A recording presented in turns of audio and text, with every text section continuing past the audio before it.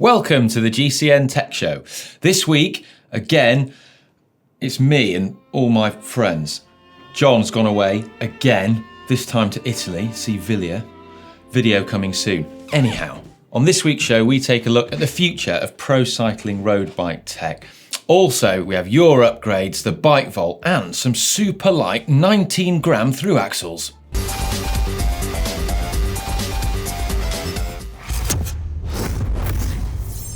Our main talking point this week is 7 future tech and equipment predictions for pro cycling.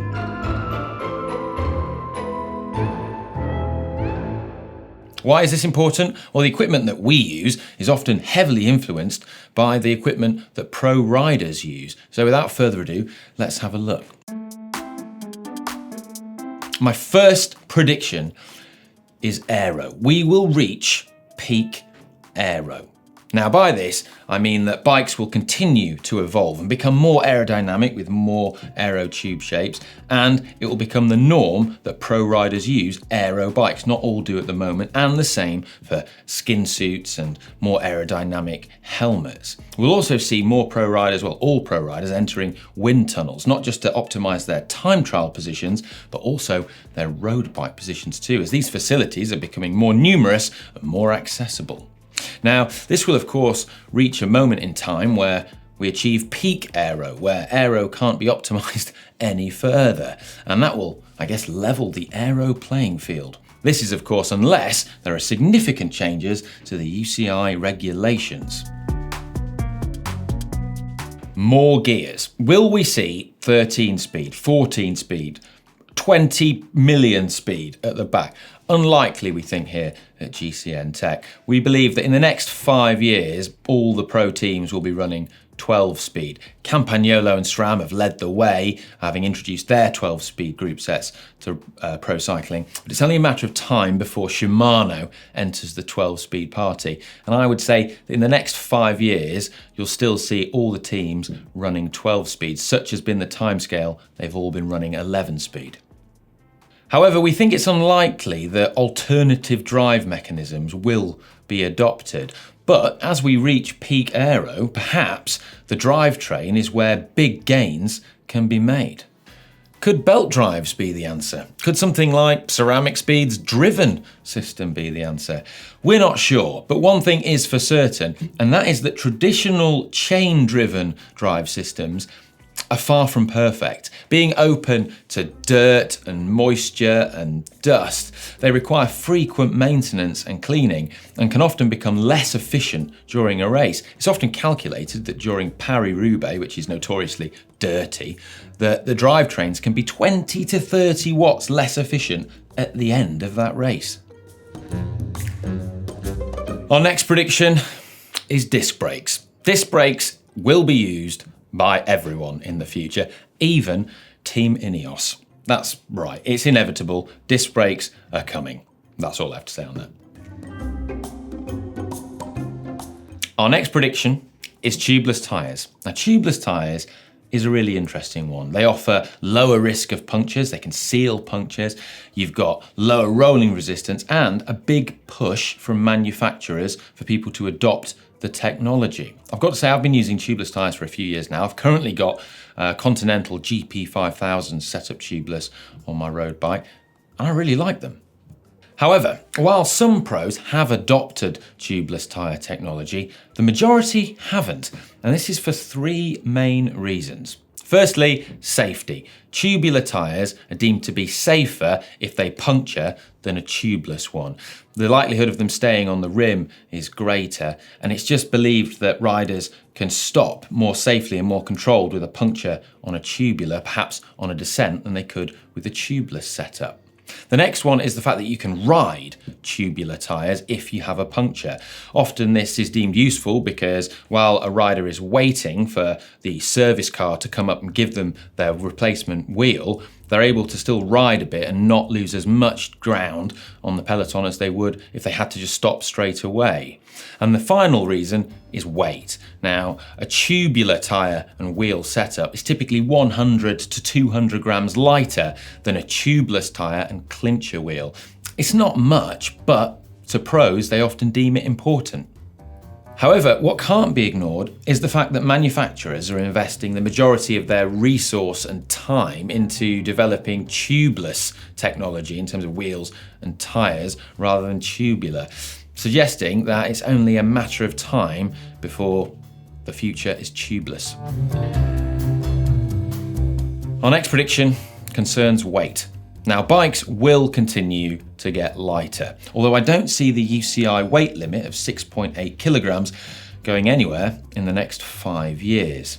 This is because carbon bikes are getting slightly lighter, but not drastically so. And so it makes more sense to add additional functionality to those bikes, such as better brakes, more gears, better gears, more aerodynamic shapes, and make them up to the UCI weight limit of 6.8. In the longer term though, new materials will emerge that allow for much lighter bikes. One such material could be higher grade carbon fibre manufactured from carbon nanotubes. Now, the way this would work is that if you look at current carbon fibre under a microscope, it's full of imperfections. It kind of looks like a wool jumper that's been knitted by your nan with sort of frayed bits and the odd loose strand.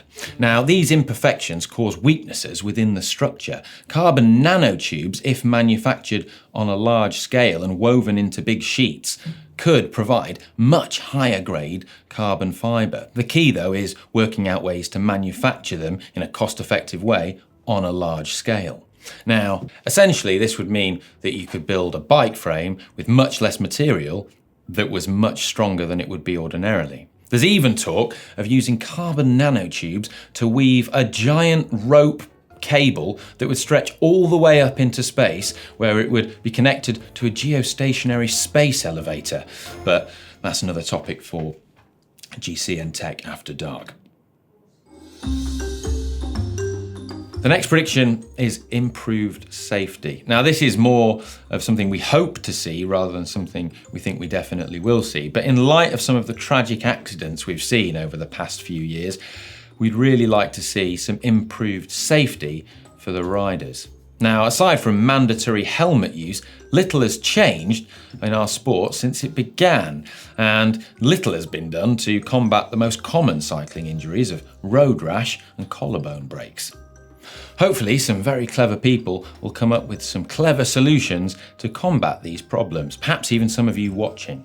Now, in the past, we have seen special fabrics that are able to rapidly dissipate heat and therefore mitigate the effects of road rash, but these have never been fully implemented, never really taken off, because they've often compromised the fit of stretchy clothing.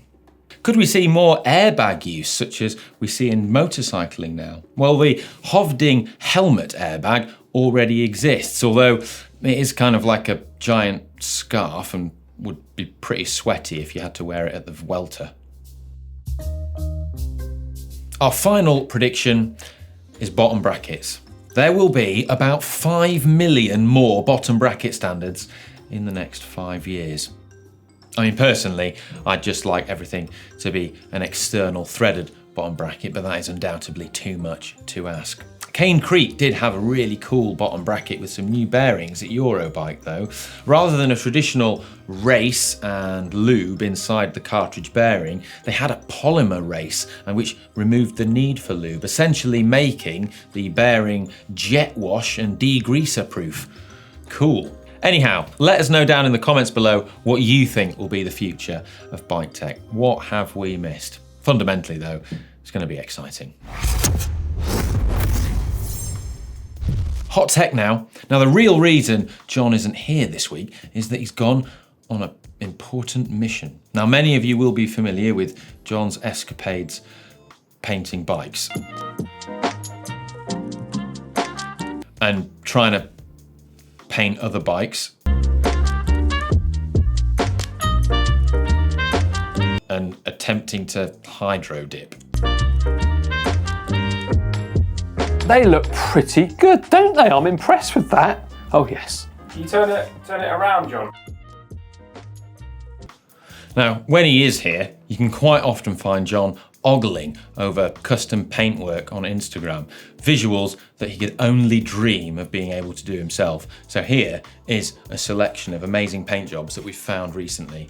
Check this out. So first up, we have got Velo Colour on Instagram, and we spotted this amazing paintwork that's been done on a Parley frame with these sort of custom painted boxes on there and stuff, but that looks absolutely brilliant. And also one that caught my eye was from Fat Creations. Now Ali at Fat Creations has done this beautiful sort of colour burn rainbow effect on an envy bar and stem for the logos, but then has created this kind of hundreds and thousands background to it, which is really innovative. I've not seen one like that before. And another one that's really cool that we've been following recently is Tony Spray. Tony Spray does a lot of different frames and has done some really nice 3T bikes, but also I'm a big fan of this Trek frame he's got on here that's just simple, white with like a matte sort of crayon white, and then this beautiful sort of iridescent red Trek logo, but very nice. There are rumours that John is actually on a custom bike painting training course. Sorry I can't be with you this week, Ollie, but the kind folks at Villiers, they invited me out here to their paint facility to see exactly how it's done, after they saw a rather poor attempt at me trying to paint a bike and also hydro dip. So they said, John, come and learn from us. So far though, they've only let me polish a bike, but guys, can I have a go? All right, fair enough. See you soon, Ollie, mate. See you soon. I know, I didn't even know that was a thing either. Anyway, more hot tech. Now, disc brake bikes are heavier than rim brake bikes, but something that could offset that slight weight penalty could be these new through axles from a German company called Aero. They weigh just 19 grams. Naturally, they're made of carbon fibre, what else? But they feature a hollow carbon fibre tube with titanium hardware fitted either end of the tube to plug it. If you're worried about the strength or durability of such a product, then your fears could be alleviated by the fact that the manufacturers have a background in making high-performance carbon and titanium components for supercars. Hot clothing tech now, and Castelli has updated the Gabba and Perfetto jerseys / jackets. Now, the original Gabba was a revolutionary piece of cycling kit. It was developed in conjunction with the Cervelo test team, no less. I think I can remember one of the riders on that team. Struggling to think of the name. No, escapes me. Anyway, it was a revolutionary piece of kit. It's essentially a stretchy, water-repellent jersey for use in bad weather conditions. And the Perfetto, when that came along, was a slightly lighter gauge version of the Gabba. Now, the new Gabba, now in its 4th generation, has been updated to feature a waterproof panel on the front and a new fabric called Gore-Tex Infinium, which is said to be even more water repellent than the previous Gore-Tex Windstopper that was used. And they've developed it in conjunction with Team Ineos. And on the back, interestingly, there's just 2 pockets rather than a traditional 3. The reason for this is they believe that it's easier to access 2 pockets when you're wearing gloves. And finally, some hot dad tech. Former world champion and dad Tor Hushovd has created a bike trailer for kids. The idea was a bike trailer that looks good with a nice design that's also easy to use and foldable so that you can, well, transport it in the back of a car or store it easily. It even features suspension and a 5-point seat belt to keep your, well, passengers safe and comfortable, and also a transparent cover to keep them warm and dry. Nice. More tech next week. Cha-ching. It's now time for Screw Riding Upgrades by Upgrades, where you submit pictures, evidence, whatever, of your upgrades down using the uploader tool in the description below for a chance to win the ultimate prize, the Camelback Eddy water bottle. Now, last week we had Stephen with his Bianchi Ocelot upgrade versus Micah from Brighton in the UK with his Steel Poiner. Now, it was a close one, but the winner with 51% was Stephen. Well done, Stephen. 2 great upgrades though. Bottle is in the post. This week we have James from Ottawa in Canada, and His upgrade is, well, it's more of a restoration, but it's an absolutely incredible job. Check this out. This bike was donated for spare parts. It was a complete wreck, but he liked the head badge on it because it had his name on it, and he decided to restore it. So him and his dad, they stripped all the parts and saved as much as they could. They then put on new wheels, new tires, and they even put new bearings everywhere, and they used electrolysis to clean parts and, put chrome coatings on them. Amazing, right? I mean, just look at that chain guard and what they've done to that. That is, I mean, you can't believe the transformation when I show you it. They put a new saddle on it, new bottle cage, and they put a Sturmey Archer dynamo hub as well to power the lights, which work with the original bulbs and wires. It says it's perfect for leisurely Sunday rides. Look at that. That's absolutely brilliant. I mean, it's like a museum piece. You could probably get paid to use that bike in films and TV and stuff.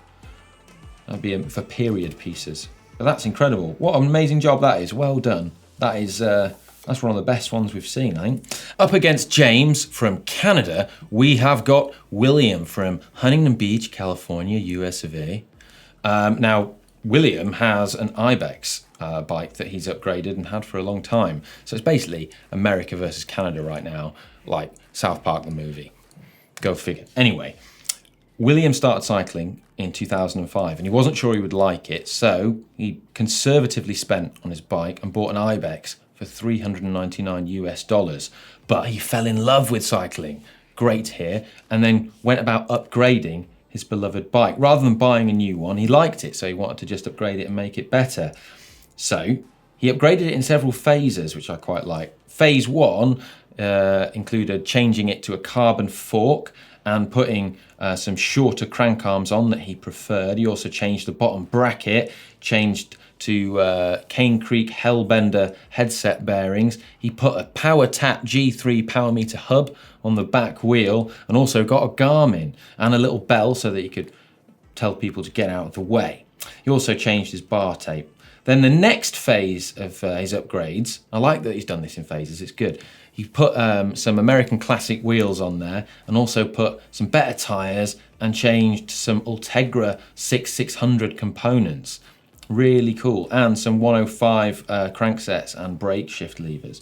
That's really nice.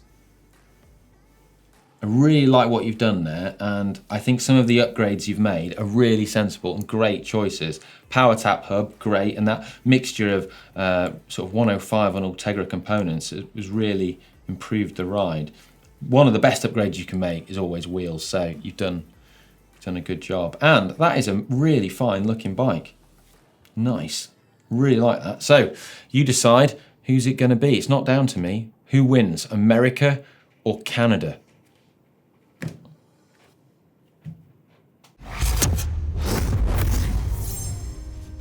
It's time now for everyone's favourite part of the show, the Bikefall, where we look at pictures of the bikes that you ride and you submit using the uploader tool below and judge them to be either nice or super nice. If they're super nice, someone rings the bell, which is here. This is the bell. Right, let's get started. First up is Aaron with his Parley Altum disc with mechanical Ultegra on it, and he's been riding around Iceland. Iceland looks incredible there. It reminds me of when I was in Iceland recently. It's such an amazingly beautiful place. Really nice bike, that Parley Altum, but you have unfortunately not removed your saddlebag from the picture, something that we always ask people to do when they submit their bikes. So unfortunately, that's just a nice. Sorry, Aaron. Next up, we have Stuart with his DeRosa. He's in Edinburgh. Nice Campagnolo Zonda wheel set on there. But, I mean, that's a nice DeRosa I've lost the ability to speak. Must have caught that from Hank. Anyway, he hasn't unfortunately got it in biggie smalls. The rear wheel is slightly out of focus. The crankset is not aligned in the 3 o'clock position. The wheel valve stems also failure to align those. The bar tape doesn't matter. There's just too many infractions. It's a nice bike. Nice. Next, we have someone who's not properly used the uploader tool. It's a Colnago C59 and they've put their location at home. Presumably that's where they ride their bike. Well, it's in small big, which is a crime against bike photography. The chain looks rather dirty. The wheel valves are not aligned. The background is cluttered and I despair. Nice. Next, we have James and his Scott foil, location London, someone who's correctly used the uploader tool. Now, he said the time has come to say goodbye to his bike as he's upgrading it, and it's a very nice bike actually. He's got MV 3.4s in there, they look good. Ultegra, he's got it in biggie smalls. The crank arm is positioned in the 3 o'clock position. Nice use of a stand and good depth of field in the photo there as well. The background is nicely sort of blurred out and the bike is in really sharp, crisp focus there. We can see everything that's going on. Nice bar and stem and nice Physique Arione saddle on that bike as well. You know what? I think that one is a super nice. I'll ring the bell. There we go.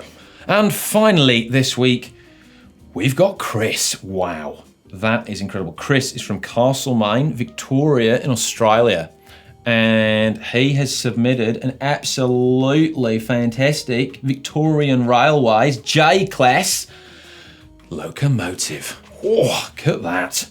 That's actually number 549 of the J-Class. It was originally built in the 1950s for light branch line duties. Of course, the J-Class replaced the K-Class, which had a higher firebox than the J-Class because the K-Class was limited in the gauges it could operate on because of that low firebox placement. The J-Class also featured substantially redesigned cylinder porting to improve steam flow and efficiency. The higher set boiler, together with the German-style smoke deflectors on the front of the J-Class, gave the J-Class a very distinctive European appearance. It actually had 131 kilonewtons of tractive effort, weighing in at 114 tons. What an absolutely superb steam locomotive.